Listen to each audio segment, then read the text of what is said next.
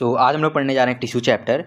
ये जो थोड़ी सी वीडियो है थोड़ी सी लंबी होने वाली है, क्योंकि इसमें मैंने पूरी की पूरी एनसीईआरटी कवर की है। सारे इंपॉर्टेंट पॉइंट्स इसमें कवर है और जितने भी इंटेस्ट क्वेश्चन थे और बैक एक्सरसाइज के क्वेश्चन है वो सारे मैंने इसमें कवर कर रखे हैं। ठीक है, तो आपका फुल पूरा पूरा रिवीजन हो जाएगा इस वीडियो से। और अगर आप पहली बार चैप्टर पढ़ रहे हैं तभी भी आपको पूरी तरह समझ में आएगा चैप्टर, क्योंकि मैंने बहुत ईजी लैंग्वेज सब कुछ समझाया हुआ है। तो चलो शुरू करते हैं। सबसे पहले समझते हैं टिश्यू होता क्या है। आपने पढ़ा होगा सेल्स के बारे में क्लास 8th में। ठीक है, सेल्स क्या होती हैं? स्ट्रक्चरल एंड फंक्शनल यूनिट होती हैं अपनी बॉडी की सेल्स। तो उन्हीं सेल्स को देखो, आपने डिफिनीशन लिखी होगी टिश्यू की, group of cell is called tissue. ये आपने पढ़ रखा होगा, बट देखो ये पूरी तरह से गलत है, सही नहीं है पूरी तरह से। ठीक है, क्यों नहीं सही है? क्योंकि देखो हम जो भी किसी भी सेल को टिश्यू नहीं बोल सकते। मतलब मान लो हमने 4-5 सेल ले ली, उसका ग्रुप बना दिया, बोलते टिश्यू है, ऐसा नहीं है। सेल्स सिमिलर होनी चाहिए, उनका ओरिजिन सेम होना चाहिए, तब जाके उसको हम टिश्यू बोलते हैं। ठीक है, टिश्यू टिश्यू होता क्यों है, क्यों जरूरत है हमको टिश्यू की? सेल से हम काम क्यों नहीं करवा सकते? क्योंकि देखो सेल जो भी होती है बहुत छोटी होती है, वो सारा का सारा काम नहीं कर सकती हैं, इसलिए हम सेल को मिला करके टिश्यू बनाते हैं। इससे हमारा जो काम है उसका डिवीजन सही से हो जाता है, काम सही से बांट पाते हैं हम लोग टिश्यूज में। लेबर का मतलब यहाँ पे वर्क से है। ठीक है, एफिशिएंसी बढ़ जाती है, काम करने की एफिशिएंसी बॉडी की बढ़ जाती है। ठीक, तो बस इतना ही था टिश्यूज में। टिश्यू दो टाइप के होते हैं, plant tissue, animal tissue. Animal tissue अभी आगे पढ़ेंगे। प्लांट टिश्यू में पहला है टॉपिक मेरिस्टेमेटिक टिश्यू। अब हम लोग बात करते हैं मेरिस्टेमेटिक टिश्यू की। मेरिस्टेमेटिक टिश्यू होते हैं क्या हैं? ये डिवाइडिंग टिश्यूज होते हैं। ठीक है, मेरिस्टेमेटिक को याद रखो डिवाइडिंग टिश्यूज से। ये डिवाइडिंग टिश्यूज होते हैं, ये सिर्फ और सिर्फ डिवीजन में हेल्प करते हैं। जैसे मान लो एक प्लांट है, प्लांट में देखो मेरिस्टेमेटिक टिश्यू 3 टाइप के होते हैं, एपिकल, इंटरकैलरी और लैटरल। ये थोड़ा सही कर लेना। ठीक है, इंटरकैलरी और लैटरल। एपिकल कहाँ प्रेजेंट होता है? Tip of root and shoot. जो शूट है इसकी टिप पर और रूट की टिप पर प्रेजेंट होता है। ये इसकी लेंथ इंक्रीज करने में हेल्प करता है। जो भी प्लांट है उसकी लेंथ इंक्रीज करेगा, रूट की लेंथ इंक्रीज करेगा, तो इसमें काम करता है अपना एपिकल मेरिस्टेम। ठीक है, देखो दो चीज़ें इंपॉर्टेंट होती हैं टिश्यू, पूरे पूरे चैप्टर में सिर्फ 2 चीज़ें इंपॉर्टेंट हैं। एक इसकी लोकेशन, ठीक है, कि वो कहाँ प्रेजेंट है, प्लस उसका काम क्या है, फंक्शन क्या है। बस यही 2 चीज़ें इंपॉर्टेंट हैं। तो इसका काम क्या है? शूट और टिप पे डिवाइड करना, इसकी लेंथ इंक्रीज करना। प्रेजेंट कहाँ पर होता है? Tip of root and shoot, sorry tip of shoot and root. ठीक है, बात करते हैं इंटर कैलरी। देखो आपने ग्रास देखी होगी। ठीक है, ग्रास में क्या प्रेजेंट होते हैं? नोड्स प्रेजेंट होते हैं, बीच बीच में ऐसे गड्ढे जैसे आपको दिखाई पड़ते होंगे, उनको नोड्स बोलते हैं। ठीक है, अगर हम किसी भी ग्रास को उस नोड से तोड़ दें, यहाँ से हमने तोड़ दिया तो वहाँ से दूसरी ग्रास उग जाएगी। ठीक है, हमने देखा होगा प्लांट में, मान लो प्लांट में भी अगर हम पत्ती तोड़ देते हैं तो वहाँ से शायद दूसरी ब्रांच निकल जाए या फिर लीव्स निकल जाए दूसरी। तो कहाँ कहाँ प्रेजेंट होता है inter calorie? Base of leaves और इंटर नोड प्रेजेंट होता है। ठीक है, गन्ने में भी आपने देखा होगा नोड्स होते हैं। ठीक है, तो वहाँ प्रेजेंट होता है इंटर कैलरी। इसका काम होता है रीग्रोथ कराना, प्लांट की रीग्रोथ कराना काम होता है इंटर कैलरी का। Next lateral. लैटरल देखो साइड में प्रेजेंट होता है। ठीक है, लैटरल मेरिस्टेम कहाँ प्रेजेंट होते हैं? साइड साइड में प्रेजेंट होते हैं प्लांट के। ये इसकी थिकनेस को इंक्रीज करते हैं। क्लियर है, सबकी लोकेशन और फंक्शन पता चल गया। नेक्स्ट हम लोग चलते हैं अगला, परमानेंट टिश्यू या फिर इसके टाइप्स पे। देखो मेरिस्टेमेटिक टिश्यू से ही बना है परमानेंट टिश्यू। मैं आपको समझा देता हूँ। मान लो ये एक मेरिस्टेमेटिक टिश्यू है। ठीक है, इसने डिवाइड करके 2 टिश्यूज बनाए, इसने डिवाइड करके और 2 बना लिए, और ये जो बेचारा था ये डिवाइड नहीं किया। इसने किया क्या? बोला कि मैं एक काम करूंगा, मुझे कोई फंक्शन दे दो। तो इसको फंक्शन मिल गया लीव बनाने का। क्या बनाने का मिल गया? फंक्शन लीव बनाने का। तो इसको बोल देते हैं परमानेंट टिश्यू, जो आगे चल के डिवाइड ना हो, सिर्फ कोई काम करे। परमानेंट टिश्यूज ऐसे टिश्यूज होते हैं जो कि आगे चल के डिवाइड नहीं करते, कोई काम करते हैं, फंक्शन करते हैं कोई बॉडी का स्पेसिफिक। और जो भी मेरिस्टेमेटिक टिश्यूज हैं वो तो डिवाइड करते ही रहेंगे, ये भी आगे करेंगे डिवाइड। मान लो इसमें से एक का मन हो गया कि इसको बनाना है परमानेंट टिश्यू, तो ये डिवाइड नहीं करेगा, परमानेंट बना लेगा। ठीक है, तो मेरिस्टेमेटिक टिश्यू से ही परमानेंट टिश्यू बना हुआ है। ठीक, नेक्स्ट हम लोग पढ़ते हैं। देखो व्हाट इज परमानेंट टिश्यू? तो permanent tissue is formed from meristematic tissue. Cell lose the power of division. मैंने बताया डिवीजन नहीं करेंगे वो लोग, कोई ना कोई फंक्शन करेंगे, तो specialize to perform a specific function. Next, cell के पास डिफिनिट शेप होता है और उनका एक डिफिनिट फंक्शन होता है। इसके 2 टाइप हैं, सिंपल, कॉम्प्लेक्स। देखो इजी इजी है, ठीक है सब कुछ। अब हम लोग को पढ़ना है कि सिंपल और कॉम्प्लेक्स परमानेंट टिश्यू कौन कौन से होते हैं। सिंपल परमानेंट टिश्यू 3 टाइप के होते हैं, पैरेन्काइमा, कोलेन्काइमा, स्क्लेरेन्काइमा। ठीक है, मैं फिर से बोल रहा हूँ, बस इनकी लोकेशन इनकी लोकेशन और इनका फंक्शन इंपॉर्टेंट है। ठीक है, तो लोकेशन समझते हैं पहले हम लोग।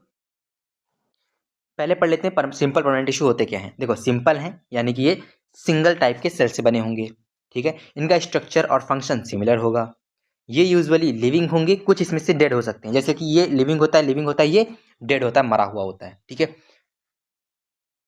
सपोर्ट में हेल्प करते हैं, स्टोरेज में हेल्प करते हैं, फोटोसिंथेसिस में हेल्प करते हैं। इनका मेन काम क्या है, फंक्शन जरूर याद रखना भाई, सपोर्ट, स्टोरेज, फोटोसिंथेसिस, ठीक है। अभी देखो इसका फंक्शन नहीं पूछेगा आपसे, फंक्शन इन तीनों में से किसी का पूछेगा, ठीक है। स्क्रीन क्या मैंने बताया, डेड होते हैं। डेड का करता है, डेड काम करता है आगे की प्रोटेक्शन करने का। डेड देखो ये मान लो अपनी बॉडी है, नहीं ये मान लो अपना एक बॉडी का स्ट्रक्चर है, तो ये क्या करेगा, देखो जो भी सेल डेड हो जाएंगे अंदर से उनको बाहर की तरफ शिफ्ट कर देगा, यहाँ चिपका देगा, तो वो क्या बना लेगी, अपनी स्किन बना लेगी। ये मैं एनिमल्स समझा रहा हूँ आप लोगों को, सेम होता है प्लांट में, ठीक है। ये कोई मान लो डेड सेल हो गई, सेल डेड हो गई यहाँ पर, तो उसको आगे भेज देंगे कि यहाँ पे जाके चिपक जाओ, और तुम काम मतलब उसको भेजा जाएगा, उसको बोलेगा काम करो तुम प्रोटेक्शन का, ठीक है। जो भी डेड सेल होती है प्रोटेक्शन काम करती है। अब यहाँ पे डिटेल समझते हैं हम लोग। मैंने बोला लोकेशन फंक्शन इंपॉर्टेंट है, बाकी इंपॉर्टेंट नहीं है, ठीक है। तो बाकी आप लोग इसको कर सकते हो, क्योंकि इंपॉर्टेंट पढ़ना है आप लोगों को यहाँ पे। फंक्शन क्या है, सपोर्ट प्रोवाइड कराना, और स्टोरेज और फोटोसिंथेसिस अभी हमने पीछे पढ़ा था। ये फ्लेक्सिबिलिटी प्रोवाइड करती है और मैकेनिकल सपोर्ट देती है।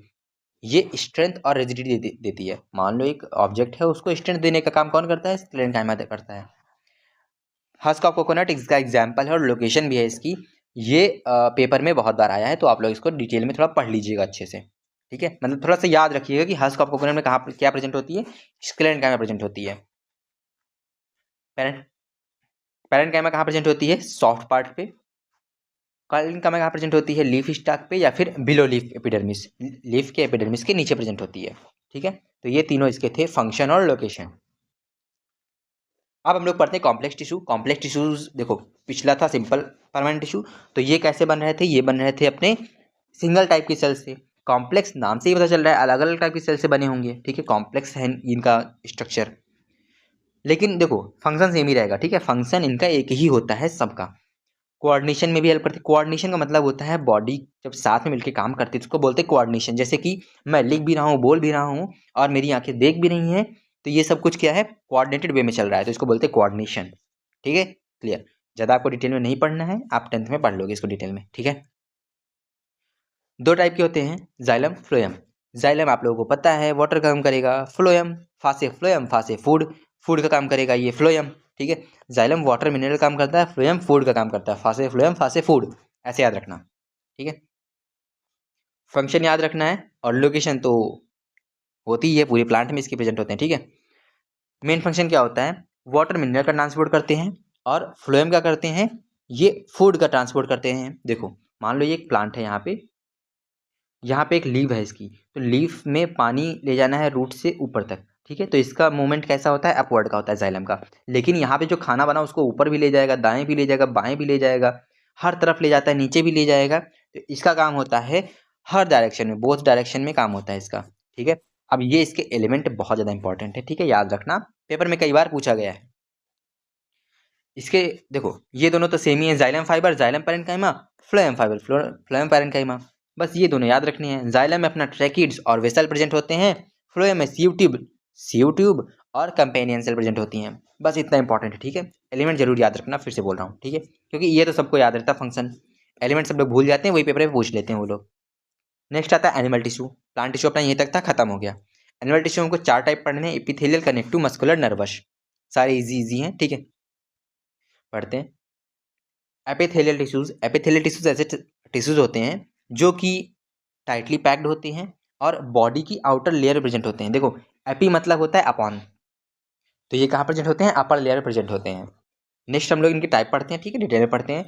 Squamous epithelium, stratified squamous epithelium, दोनों सेम ही है, ठीक है। नेक्स्ट क्यूबॉइडल है, यहाँ पर अपना कॉलमनार है, सिलिएटेड है, ग्लैंडुलर है, ठीक है। सब डिटेल में पढ़ते हैं। स्क्वैमस क्या होते हैं, पतले से होते हैं, सिंगल लेयर होते हैं और फ्लैट होते हैं। ये हेल्प करते हैं डिफ्यूजन में, किसमें हेल्प करते हैं, डिफ्यूजन में। लोकेशन जरूर याद रखना और इनका फंक्शन जरूर याद रखना, ठीक है। कहाँ प्रेजेंट होते हैं ये, एयर सैक्स ऑफ लंग्स और ब्लड वेसल्स प्रेजेंट होते हैं, कौन, स्क्वैमस एपिथेलियम।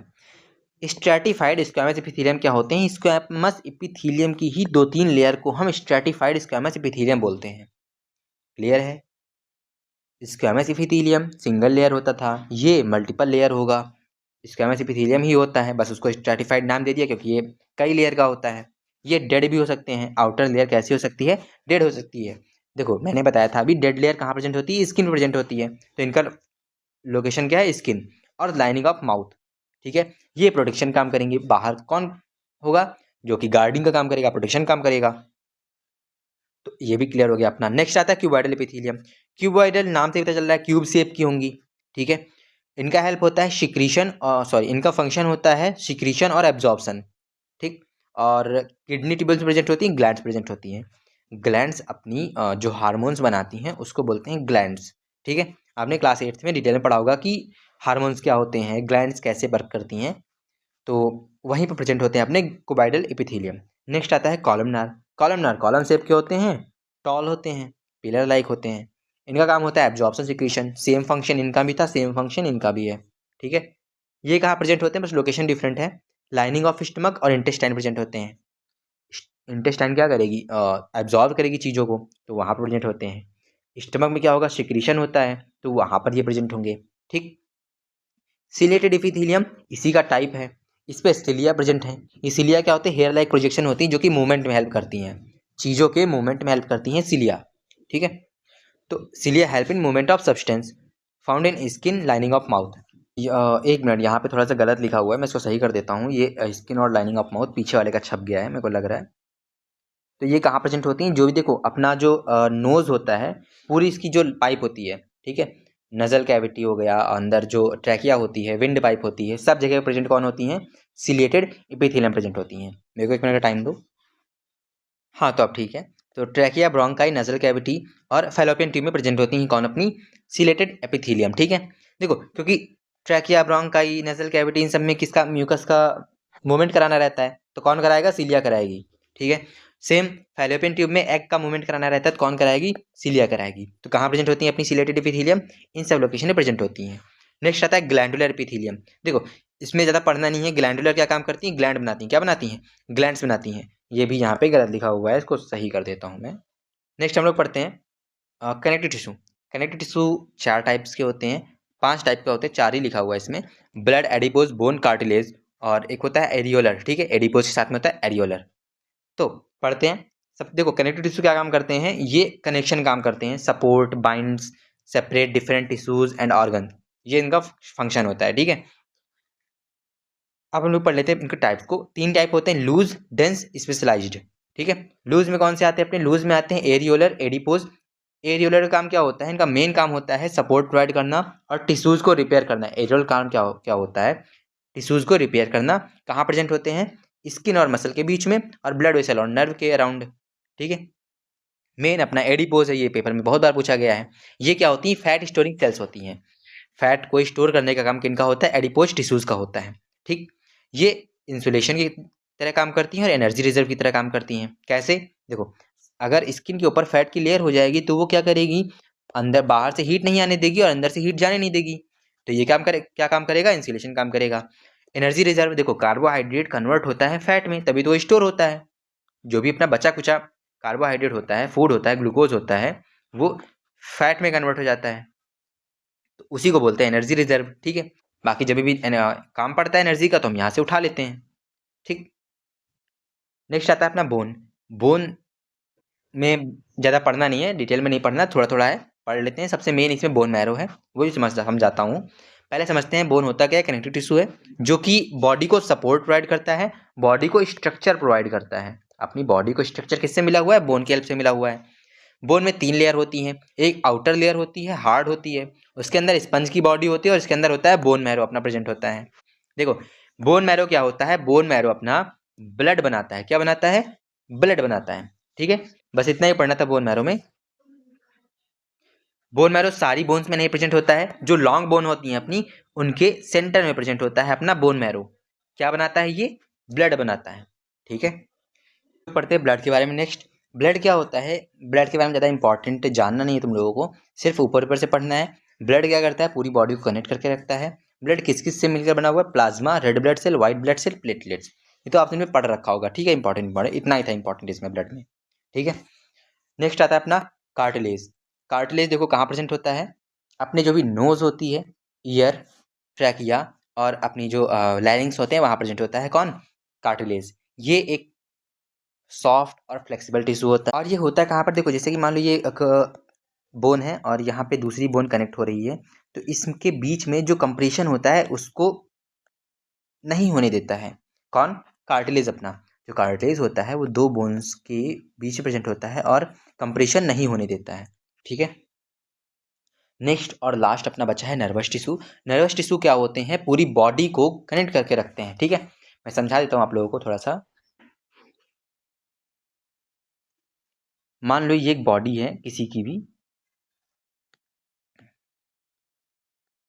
तो अपना ब्रेन से क्या कनेक्ट होता है? बीच पीछे एक स्पाइनल कॉर्ड गई होती है जो कि किससे कनेक्ट होती है? ब्रेन से कनेक्ट होती है। ठीक है, और स्पाइनल कॉर्ड से निकलते हैं अपने nervous cells, nerve cell, nervous tissue जो भी बोलते हो, वो निकले होते हैं, पूरी बॉडी में फैले हुए होते हैं। ठीक है, पूरी बॉडी में कौन फैला होता है? नर्व सेल फैली हुई होती हैं। तो मान लो हमको हैंड में कुछ भी दिक्कत होती है, तो यहाँ से सिग्नल नर्व टिश्यू की हेल्प से ब्रेन तक, स्पाइनल कॉर्ड तक जाएगा, स्पाइनल कॉर्ड से ब्रेन तक जाएगा, फिर ब्रेन से वो मैसेज स्पाइनल कॉर्ड के जरिए नर्व टिश्यू तक आएगा, नर्व से फिर अपने हैंड तक जाएगा। तो इतना काम होता है अपनी नर्वस टिश्यूज़ का। नर्वस टिश्यू क्या करते हैं? पूरी बॉडी को कनेक्ट करके रखते हैं, मैसेजेस को इधर से उधर भेजते हैं। ठीक है, पढ़ लेते थोड़ा सा। Is specialized to receive stimuli. Stimuli क्या होता है? स्टिमुली मतलब होता है बाहरी कोई भी चीज़। जैसे कि हम यहाँ पे हैं, हमारे सामने एक पानी के बतासे का ठेला लगा हुआ है। ठीक है, वहाँ पानी के बतासे बढ़िया बढ़िया मिल रहे हैं, तो उनको देख के अपने मुंह में क्या आता है? पानी आता है। तो उस पानी पानी क्यों आया? बतासे की वजह से आया। तो बतासा क्या है हमारे लिए? स्टिमुली है। क्या है? स्टिमुली। तो स्टिमुली क्या होते हैं? बाहरी कोई भी चीज़ होती है जिसकी वजह से हम रिस्पॉन्स करते हैं। ठीक, क्लियर इतना?